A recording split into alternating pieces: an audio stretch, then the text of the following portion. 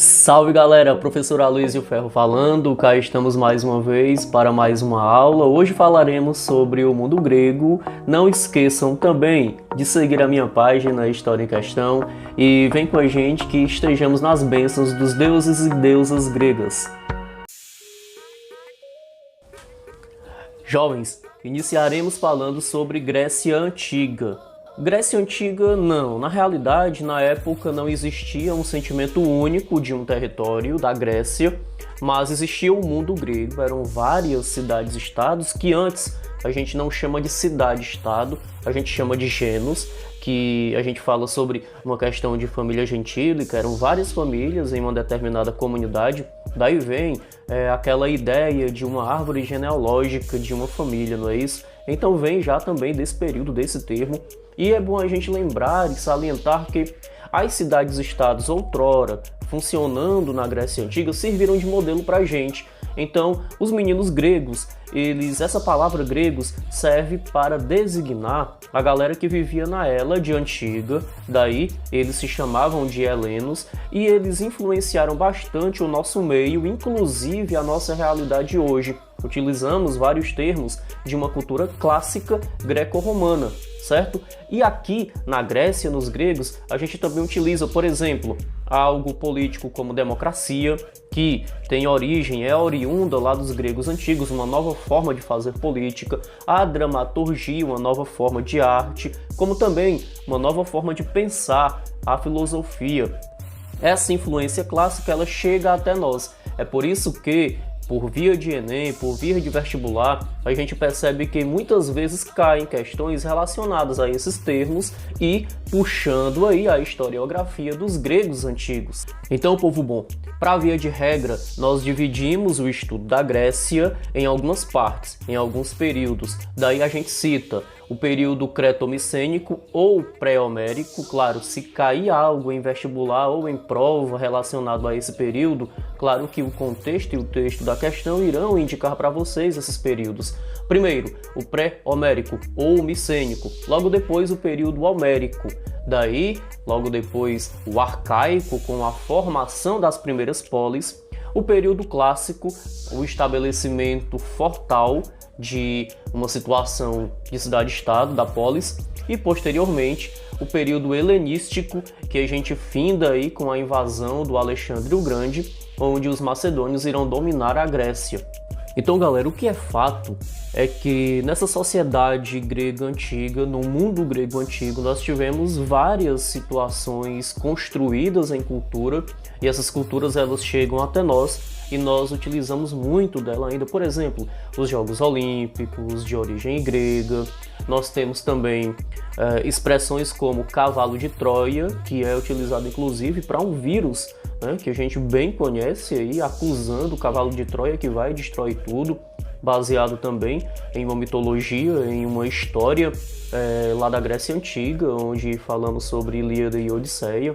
E falamos também sobre a questão de Troia, né, a invasão a Troia, como também presente de grego, que está relacionado com essa mesma situação, né? O presente de grego, normalmente a gente atribui a essa expressão algo ruim. Então, se eu estou recebendo algo ruim de alguém, ou se alguém fez algo de errado comigo, eu falo um puta presente de grego. Desculpa a expressão, mas é exatamente isso que todo mundo sente, passa e sabe. Mas é bom a gente colocar em pauta também que quando a gente fala de mundo grego antigo, a gente coloca à tona a seguinte ideia: como nesse período antigo, os indo-europeus, povos que habitaram a região ali da Grécia, essa região ela foi habitada por aqueus, por jônios, por eólios, por dórios. Só que esses povos iniciais, eles não deixaram registro historiográfico. Pelo fato de eles não deixarem registros historiográficos, o que é que nós temos de estudo? Mitos, lendas, histórias criadas que têm um fundozinho de verdade lá do início, mas elas são muito fantasiosas. Então a gente lembra aí, por exemplo, da Ilha de Creta. A Ilha de Creta, inclusive, a Ilha de Creta valorizava bastante também as mulheres. Creta significava deusa mãe, então tinha essa relação de valor da mulher, que tinha muita opinião e palpitava até em política na Creta antiga. Mas essa ilha de Creta ela é movida por uma mitologia e por um mito que é do Minotauro. Então esse mito, essa história, essa lenda antiga, ela é baseada em quê? Creta era uma ilha que existia um palácio enorme e o rei de Creta era chamado de Minos. Então comecem aí a analisar e a tentar entender essa historiazinha aí. Minos era o rei de Creta, beleza? Sendo o rei de Creta, Creta tinha um palácio enorme envolvendo a sua ilha, que era chamado de Labirinto. Então vá juntando as ideias dessa mitologia, desse mito. E para derrotar Creta, era necessário ultrapassar esse labirinto que era o palácio.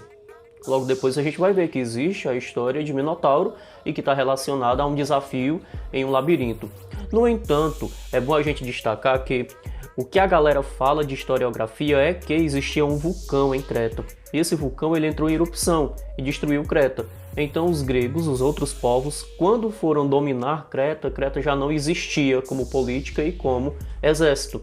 Então os gregos não tinham o que dizer. Então assim, é muito ruim para a história grega dizer que chegaram em Creta e venceram um inimigo que não existia. Então, daí surge a ideia da história de Minotauro, né? Do grande labirinto, do grande touro que existia lá dentro, que eles tinham que derrotar.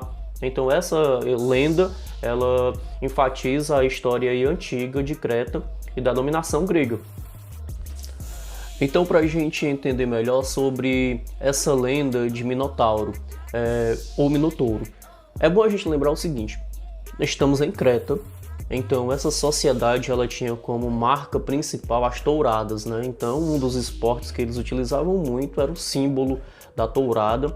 É por isso que o touro para eles era como se fosse um animal quase que divino.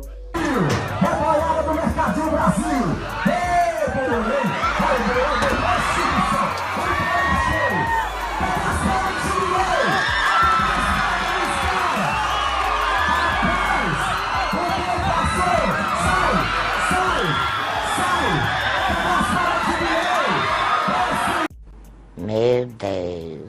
Mal quase que divino. E devido a essa cultura, nós temos um conflito aí entre atenienses e entre essa galera de Creta.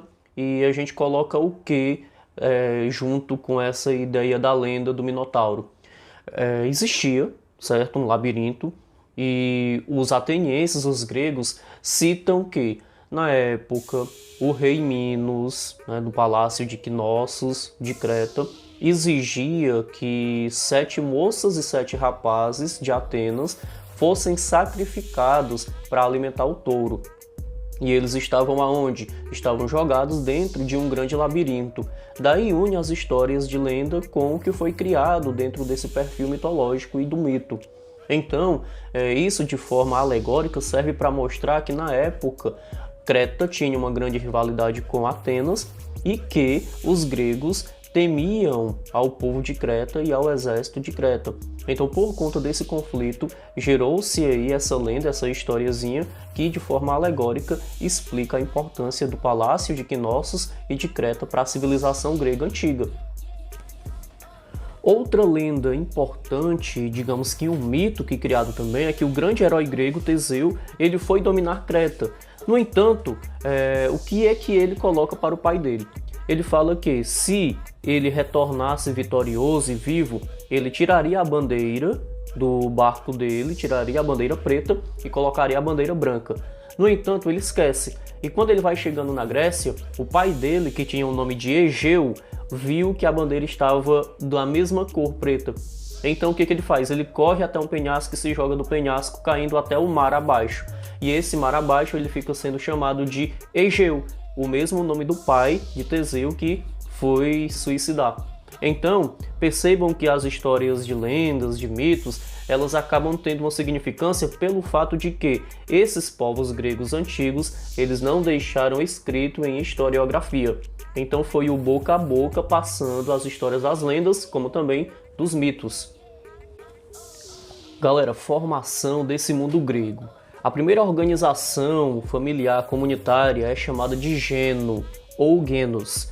Esses genos eram organizações familiares dispersas uma da outra, e dentro dos gêneros nós tínhamos a figura do pater. Daí vem uma sociedade patriarcal, onde a principal figura seria a figura masculina, anciã, do pater.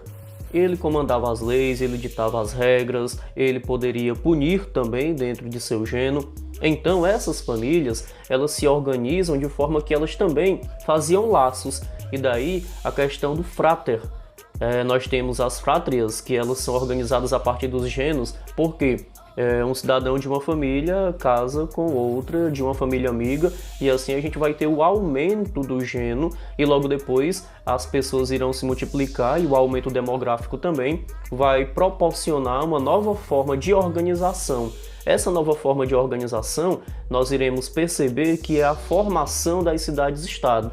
Então, assim, só para via de informação, uma cidade-estado, meu povo, é uma cidade que tem função praticamente de um país. Tem regra própria, próprias leis, autonomia, independência. Então a formação das cidades-estado dentro do mundo grego foi uma solução pelo fato de que cada gênero daquele, aumentando, ficava muito isolado do outro. Então esse isolamento exigia dessa galera para que eles pudessem se organizar de forma independente. Então a forma independente seria a cidade-estado. Após a formação das cidades-estado, a gente vai ter o crescimento demográfico, que já foi citado, e quando a população de um determinado local cresce, ela passa a utilizar mais recurso. Uma vez que passa a utilizar mais recurso, a gente vai ter, de certa forma, a escassez de uma alimentação. Daí vem a necessidade da colonização grega. Essas cidades-estados surgindo, elas vão buscar novos entrepostos comerciais e novas terras para explorar. Então essa colonização grega também ela vem acompanhada como consequência de uma servidão do Estado e da escravidão. A forma de economia da época era baseada em uma escravidão, e a escravidão era ou de conquista de outros povos ou escravidão por dívida, que era a mais comum para a época.